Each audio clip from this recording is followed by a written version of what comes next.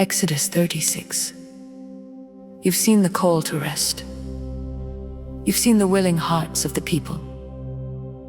Now Exodus 36 drops the camera into the construction site of the tabernacle, where the pattern of God's design meets the practice of God-fearing labor.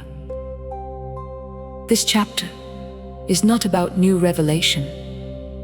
It is about faithful execution. The same people who once built a golden calf now building the true dwelling place of God, exactly as he commanded. Moses begins by gathering Bezalel and Oholiab, the men already filled with the Spirit of God, and all the artisans whose hearts have been stirred. They are the ones who will do every work in the construction of the sanctuary according to all that the Lord has commanded. This is the first time you see the Spirit gift and the written command actually meeting in the dirt. Wisdom plus obedience equals worship. Then the people keep bringing offerings every morning, more gold, silver, bronze, yarn, linen, oil, spices, and stones. The artisans finally come to Moses and say, "The people bring much more than enough for doing the work that the Lord has commanded us to do." So Moses gives a command.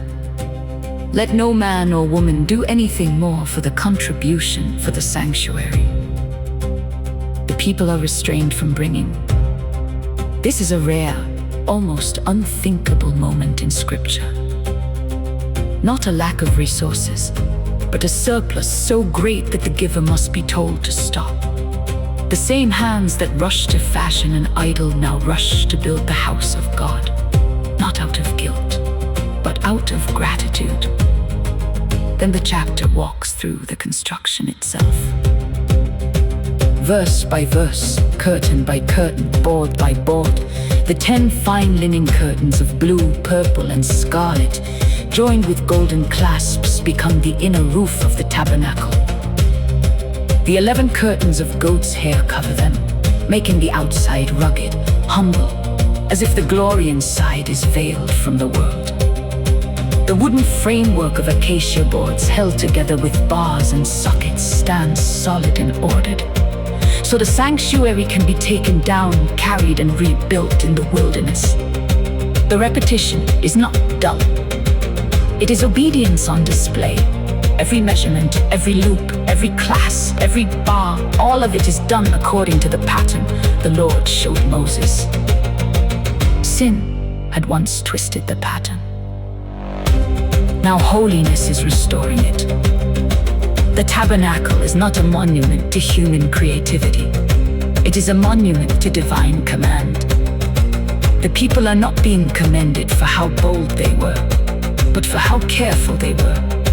They followed the pattern, and in that following, the same God who shattered the golden calf now smiles on the holy tent. For you today, Exodus 36 is a mirror. God still delights in obedience that looks boring. Showing up, doing the work, keeping the details, bringing the offering, even when no one is cheering. The tabernacle rose piece by piece, not by a single miracle, but by day after day submission to the pattern of the Lord. Your life is not a side project to the kingdom. It is one of the curtains, one of the boards, one of the clasps in the house where God dwells. When you serve in faithfulness, when you give in generosity, when you refuse to improvise holiness, you are not building a career.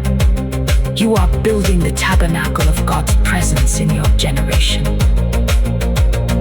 Exodus 36 is the chapter where the people of God are told, "You've given enough," and where they are shown that sometimes the most powerful testimony of grace is a camp full of willing hands and a sanctuary rising, exactly as the Lord commanded.